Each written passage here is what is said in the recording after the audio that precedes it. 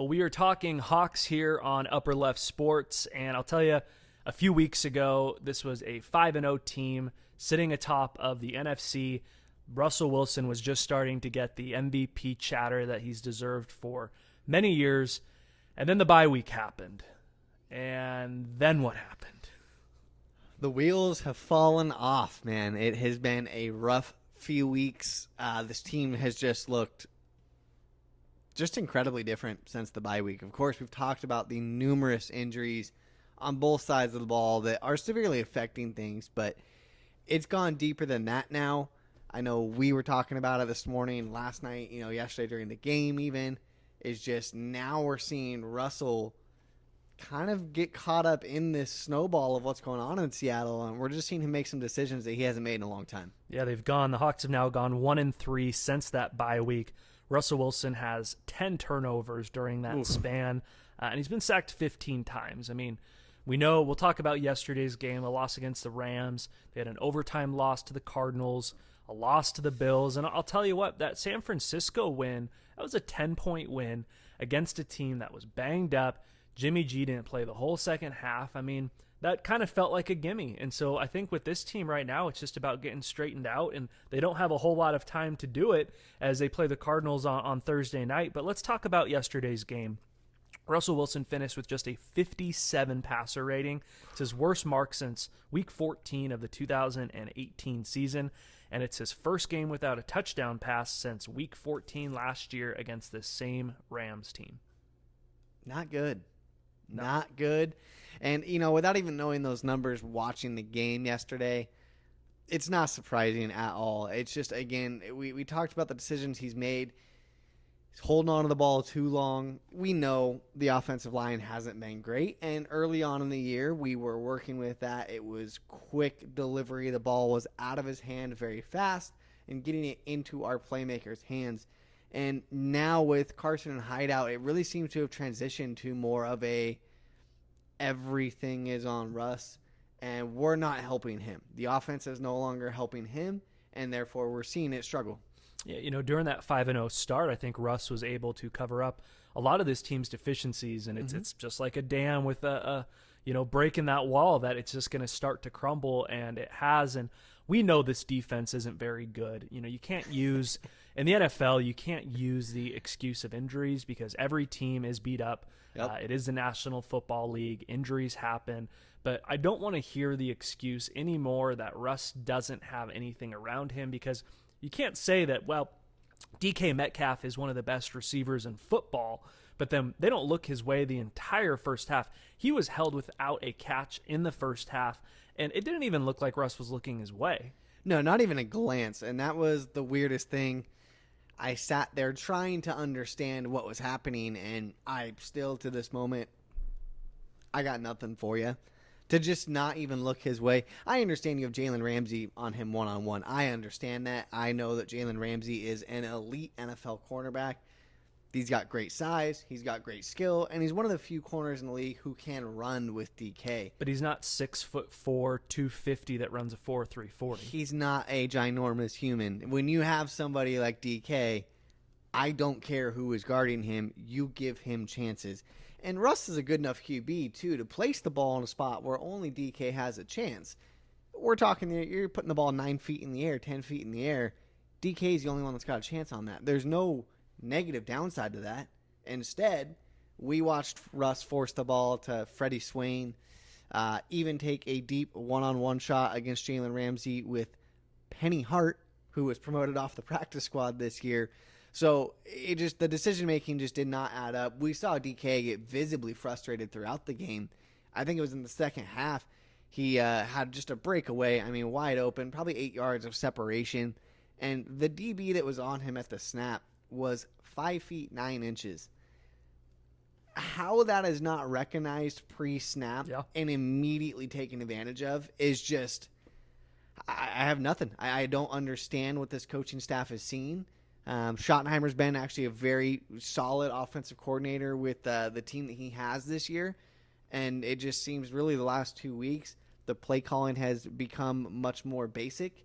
And it needs to change. It has to change. Russ, for a lack of better words, he looked off the entire game. We know this offense historically can get off to a slow start, and it just seems like Russ is always able to right the ship.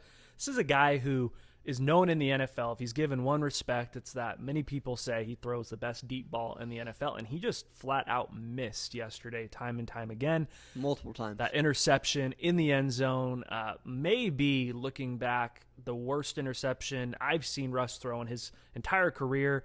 Trying to find Will Dissly, throws against the grain, against his body late, and a very costly interception in the end zone. You just don't see Russ make those type of mistakes. And I'll tell you what, watching that game too, we know the defense isn't great. We won't even say that anymore. They're terrible. And they're historically going down as statistically the worst defense in NFL history. And right now, it's not even close. Right now, they're actually on track to break that mark by 1,000 yards. Yeah. And so we can't give this false hope anymore of this defense. Not at all. But I'll tell you what, not going for it on 4th down and inches on your own 42-yard line. I mean, if you're a Hawks fan and you're watching this game, listen, this defense isn't going to get us the ball back. No. This isn't the Legion of Boom that we say, you know what? Let's put it on our defense. We'll get it back. You're not going to get the ball back. And so not going for it on 4th down, to me, almost felt like waving the white flag. Yeah, that just seemed like you knew what was happening and you were just accepting it to happen. You talked about it, obviously, this not being the Legion of Boom. We all know that. But who seems to not know that is Pete Carroll. It's taken years for Pete Carroll to finally accept the let Russ cook mindset of just letting Russ take over control of that offense and not necessarily having to run the ball 40 times. But what he hasn't come around on is accepting the fact that he has an NFL worst defense. He just hasn't accepted that. It's clear as day when you see him making a decision like that. And after the game, too, he said that he would make that decision again on 4th down because turning the ball over or giving the ball to the opponent at the 40-yard line is a turnover in his eyes. Let's look at the other side of the coin here. The last 6 drives where the Seahawks have punted and put their opponent inside of their own 10-yard line, the last 6 drives, they've allowed teams to score. This season, they've allowed teams to score on 70% of drives that have started within their own 10-yard line. So here we are with an all-pro kicker and Michael Dixon, punter, and what's even the point? It doesn't matter if your defense can't do anything. I mean, you just have to get some stops. This, honestly, their defense has been the worst in the league. This has actually been one of the better weeks they've had. They only gave up 23 points. They only gave up 389 yards. Only. But that's actually about 80 yards less than they've been giving up per game. Of course, less points than they've been giving up per game. So as ugly as it was, they gave chances. Russell Wilson had chances in the end of this game. And it just seemingly just wasn't there. It felt pretty early. Obviously that low snap at the start of the 4th quarter, of course, turned into a fumble and Rams recovered it. That just really felt like a tipping point in this game. Even though the defense, again, got a stop and kept us in it, it just felt like everything was against the Hawks, and unfortunately it was. Pete Carroll has said he doesn't like to make coaching changes in the season. It's tough when Hawks fans look out there and see a guy like Dan Quinn sitting out there available, so it will be very interesting to see. I don't expect him to make any changes during the season, but once the season's finished, if they look to bring the band back together, per se. Yeah, there's got to be changes made. I would love to see an in-season change at this point because it feels like what we have as a season is kind of slipping away from Russ and the offense here. Of course, let's look back. We talked about familiar names. You've also got Chris Richard, who right now is not employed as a coach in the NFL. He says he's holding out for a head coaching position. But you know what? If I'm the Seahawks, I'm throwing all the money at Chris Richard, seeing if we can get him back in the fold. Even if you're unwilling to make a move at the defensive coordinator of Ken Norton, bring in Richard, have him coach the secondary. He was here. He was the secondary coach during the LOB era, if you will. So we know his success. We know he knows Pete Carroll. He knows the defense he wants to run. But something's got to change. What's happening right now is flat out unacceptable. Sean McVay is now 5-2 versus Pete Carroll and the Seahawks. Like we mentioned, Hawks play Cliff Kingsbury and the Cardinals this upcoming week. As a Hawks fan, are you more concerned about this team right now or more concerned about the future in the NFC West with two young head coaches who now have a proven track record against the Seahawks game plan? You know, we know that the Rams and the Cardinals are both going to be great teams for a long time to come. Young quarterbacks. So, young quarterbacks, talented teams, talented coaches who are willing to change with the times. For me, though, you can't worry about them in the future of this division because we know they're going to be here. What we have to focus on is the fact that we still have the best quarterback in this division for now.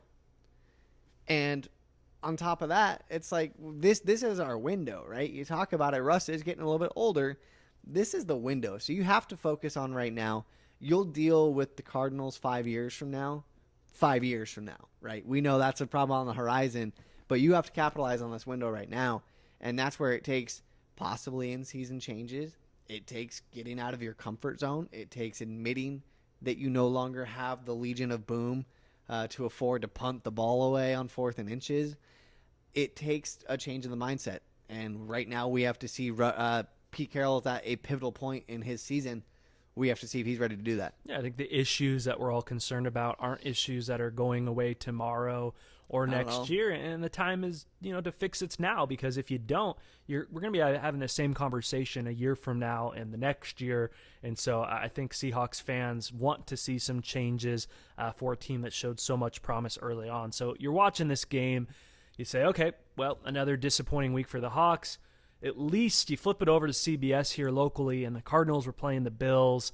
Josh Allen had just thrown a late, unbelievable touchdown pass. It's not going to be talked about because of what happened afterwards to Stephon Diggs. Bills go up with under a minute left. And then I'll tell you what, Kyler Murray, he works the ball downfield, and they've got about 7-8 seconds left on the clock. And what does he do? He throws the ball up to his receiver that he knows can go up and make a play in DeAndre Hopkins in triple coverage, throws a 45-yard Hail Mary to win it, and now we're looking at 3 teams at 6-3 at top of the NFC West. Yeah, that was an unreal grab. I mean, that's exactly why you trade for a guy. You go and get a guy like DeAndre Hopkins. That's exactly why. I mean, obviously, you can see I don't think David Johnson's making that catch. Most likely not, unfortunately not. And, obviously, Kyler Murray and DeAndre have a good connection at this point because Kyler was able to roll out and buy some time to, let DeAndre get in position for that.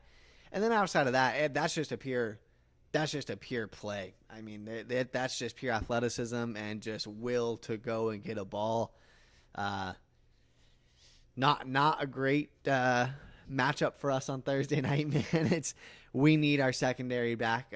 Obviously, you can't be rolling out Trey Flowers as cornerback number 1 against DeAndre Hopkins. That's just not going to work. So really got to hope some things turn around on the injury report this week. Thursday night is a pivotal game in this division race. Well, with the expanded playoffs this year, the NFL went from a 12 to 14 team playoff. The Seahawks currently sit in the 7th and final spot, 1 game up on the Bears, 2 games up on the Lions. So if this was a regular NFL season, the Hawks would currently be out of playoff contention. But there is a bright spot, and that lies in the Hawks' schedule, as well as the schedule of the rest of the teams in the NFC West. The Cardinals and the Rams haven't played each other yet. They still have 2 games against one another, hopefully to beat up on one another. Yeah. And I'll tell you what, you got to look ahead to the Seahawks' schedule. I mean, this Thursday night game, it's huge. Call it a must-win. Call it whatever you want. However, you look at the schedule after that, and they play 3 of the 4 teams in the NFC least or east, whatever you want to call it. They still play the Eagles, the Giants, still play the Jets. They have a game against Washington, and then they've got the Rams and Niners. But you've got to like the way that this schedule plays out. I mean, I know we're all feeling a little down on this Monday about the way this team has played. It's not the end of the world. You can't tell me that the Bears or the Lions are going to catch this team. And so to me, looking at the rest of this season and looking forward to hopefully a playoff run, is it just feels like we've got half the season left to not fix the issues, but at least try and patch them. Yeah, you got to put some Band-Aids on them. And, as much as we sit here and be critical of our Seahawks this morning, of Russell Wilson, of Pete Carroll, let's not get it confused. We obviously know there is a lot of time left, and I do expect them to patch some things and make it slightly better. It just comes down to getting healthy is a big start for one. We haven't seen the secondary really out there together at all this year. It seems that somebody's been injured every game. And it's not going to mean that they're going to be a top 5 defense. But are they going to be the league worst defense when they're fully healthy? Most likely not. So hopefully we see Shaquille Griffin, Quentin Dunbar. Hopefully they're able to make it a go this coming week against Arizona. But that schedule definitely is, kind of the saving grace of the season. So, I would say the thing is, though, if you want to see people jump off a bandwagon, you just drop a game or two in those ones you shouldn't. Because those are games you should all handily take care of, get out of there clean, and move on to the next week and keep playoff position. So that's going to be a big stretch for them going forward. At this point, they're not going to beat every team, so you have to beat the ones that you should. And there's not any team in the NFC right now that's really standing out. I mean, the NFC East leader right now is a 3-5 Philadelphia Eagle team. Green Bay's looked good, but we know that they have issues as well. Mm-hmm. Drew Brees got banged up in New Orleans game yesterday. Mm-hmm. Tom Brady, Tampa, Bruce Arians, they really haven't been able to put it all together. And then you've got these 8 NFC West teams that do look pretty solid. But I'll tell you what, let's turn the page, move on. The Hawks do play the Cardinals on Thursday Night Football. Feels like a lot of the times these Thursday night games are the Browns playing the Jags or whatnot. No, we've got primetime football Thursday night. A win against the Cardinals, 5:20 on Fox. I'll tell you what, a win against the Cardinals will make a lot of the pain from these last few weeks go away. That really will, man. That first game, obviously, I know that still sits sour with Seahawks fans. And just given the kind of personal vendetta aside, given where everybody sits in the division standings right now, this really feels like an extremely important game going forward, more so than a typical mid-game season. And so a win against the Cardinals changes a lot of things. I think that gives you some momentum going into the easier part of your schedule, and it could be a huge, huge shift in the season for the Seahawks. Well, we'll see if Russell Wilson and Pete Carroll can right the ship here in a few days, and hopefully next week when we're having this conversation, it is on a lot brighter note.